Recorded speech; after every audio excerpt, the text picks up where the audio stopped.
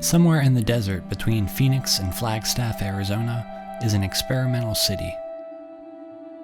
This urban laboratory began in 1970 as a physical test of architect Paolo Soleri's concept of an arcology, which is the fusion of architecture and ecology.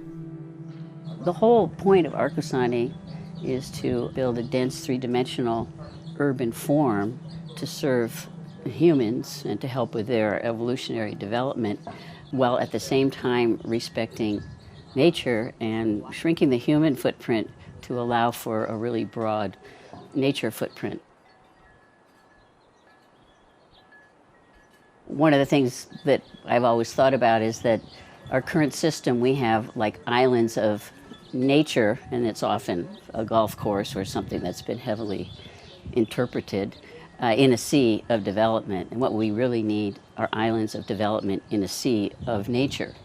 And so that's the whole concept here, is to build on a very small fraction of our 860 deeded acres and to save the open space for agriculture, recreation, wildlife, and simply viewshed, to have a place where you can have this intense urban effective kind of life where at any one moment an individual can choose between this or that, education, entertainment, relaxation, and whatever, but at the very next instant you can look out on undeveloped natural land and you can actually in 5 minutes be out there.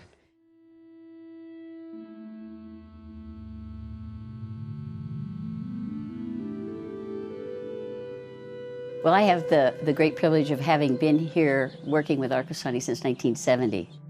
When I first came, I just became so enamored with this project where you could work really hard physically for an intellectual idea. So that joining of those two aspects meant a lot to me, being a 25-year-old dropout from graduate anthropology school. So in fact, Soleri often talked about secular monasticism and the old monastic tradition where the monks would work, they'd garden, they'd make wine, they'd make cheese all day long, and then at night they would read and copy the scriptures. So they had that balance between physical work, but physical work in the service of large ideas. So one of these large ideas was to live sustainably in the desert. And to live in the desert, the relationship between humans and nature needs to be adjusted. We're always living in opposition as humans, right? We're always trying to make ourselves comfortable. And we're the only animal on Earth that does that, that will move to a place like Phoenix, Arizona, and build a major center of industry and commerce.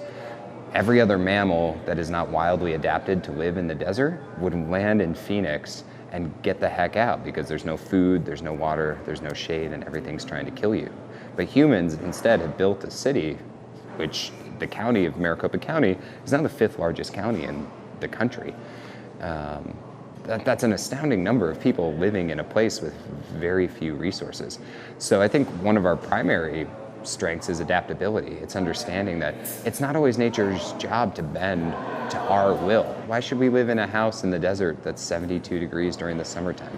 It's not natural. There's nothing wrong, I think, with wanting comfort, but there's also a certain level of accountability and adaptability we're going to have to take towards how we coexist with nature if we want to live more sustainably on the planet.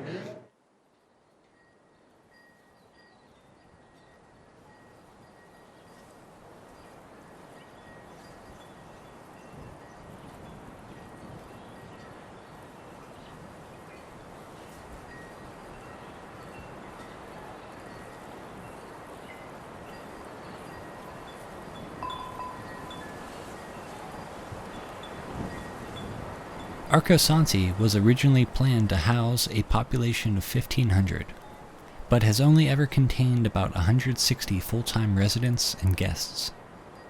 In the mid-70s, the intended population was bumped to 5,000 people, and in 2001, the Arcosanti 5,000 plan reinvigorated the call for new megastructures. Whether this last boost was savvy marketing or a sincere intention, the 5,000 figure has stuck. Unfortunately, I think in a way our narrative kind of suffers for it because people are so obsessed with wondering why it failed or why it isn't larger or why it isn't, enter whatever people's perception is here. And I think it's astounding that any of it is even here in the first place. We never ask if a city like Phoenix is finished. The only projects that we put those types of requirements on are projects that are trying to be different from what's happening out in the rest of the world. And I think that's really interesting. Something we know for a fact is that 30 years from now, by 2050, we're going to have an additional 2.5 billion people on this planet for a global population of 9.5 billion. And something we also know for a fact is that if everyone lived the way we live in the developed Western world right now, then we need 3.5 globes to sustain our current population. That's not accounting for 2.5 billion more mouths to feed, more cars to put on the road, more iPhones to hook up to the internet. So we're facing this real crisis of population. And unless I think there are people out there developing alternative urban models, and we're not saying this is the model, but we're saying, this is an idea.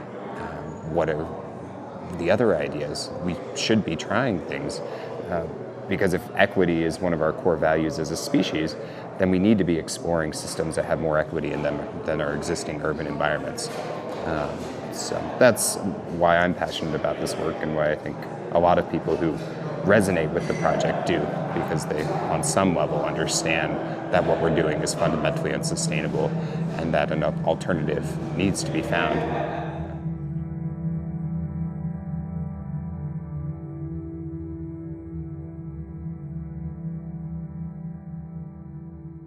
The full-time community at Arcosanti adopts an egalitarian mentality towards work, where all work is equal, and all work is important. There is also an anti-consumerist outlook that favors experientially rich lifestyles in lieu of material richness. But residents are quick to downplay any attempts to categorize Arcosanti as utopian. Well, Saleri disliked that term because for him, utopia, it means literally no place. And, it comes from this idea of visualizing the ideal place. Saleri was an evolutionary kind of guy. There is no ideal. You only try to align your activities with processes that you understand are driving evolutionary history. And for him, as things have become more complex, they become more compact. So you can have more connections with all the different elements.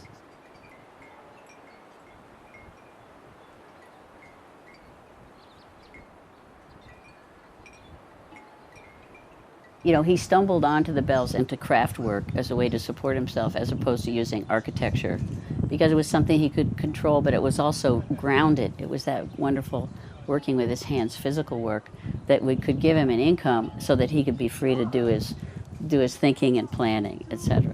And I have been criticized because at times I've said, well, they're really trinkets for the idle rich. Sometimes we get into the righteous things. Well, we should be making, utensils and useful things, not this aesthetic thing. But for him, aesthetics was really important.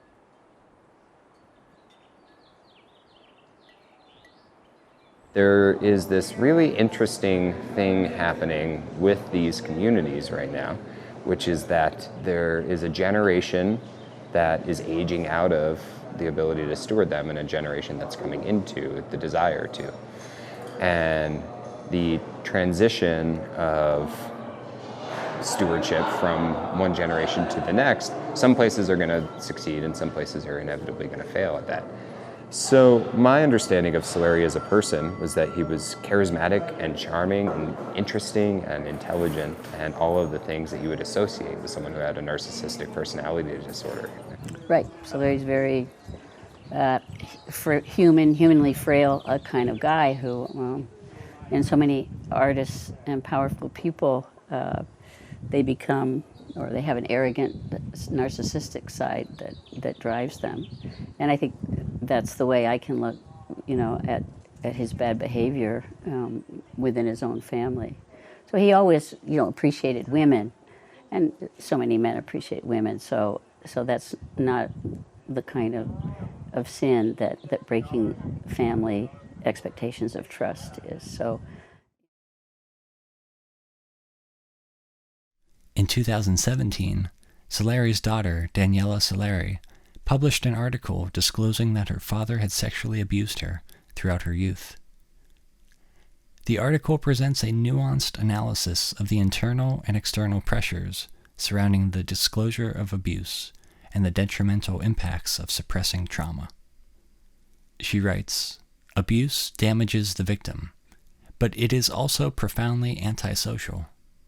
The toll extends through space and time, an aura surrounding victim, perpetrator, and those who know but accept through silence. Silence provides cover for such abuses to persist. Silence says you have no hope for change." Near the end of the article, Daniela hopes that future media coverage and documentation about Saleri make room for a more useful perspective that includes not only consideration of his work, but also honest acknowledgement that he was flawed.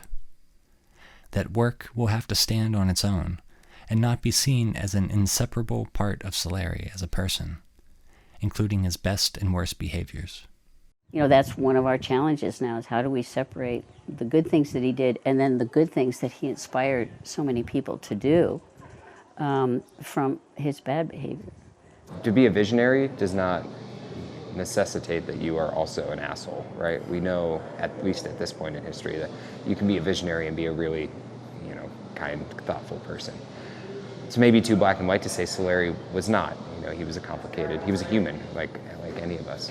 But, within his humanity was also the potential to, do things that were not great and that were, objectively bad. Like the Daniela situation with his daughter, and something that we've tried to own as an organization, the nonprofit here, and own as a community, is that history. And we have it published on our website. We try to talk about it as much as possible, because it's important to own those parts of your history. And I think as something that's also true as an organization is like you don't get to decide when people are over it. I don't personally have much stake in the idea of the rugged individualist. That's sort of a false narrative that was developed around a lot of these people. The reality was that they had tons of collaborators and people who assisted them with their work. Saleri didn't build Arcosanti with his bare hands. In a way, he built it with his personality, because he was able to attract 8,000 people out here over the course of 50 years, and it's still drawing people to this day to help with construction, and not just construction anymore, but capacity building for whatever the next phase of this project is. We need to move away from Saleri as a person. If we don't want this place to just end up a museum or an homage to Saleri, if we want it to actually stand as a alternative urban model, then it needs to have its own identity outside of Saleri.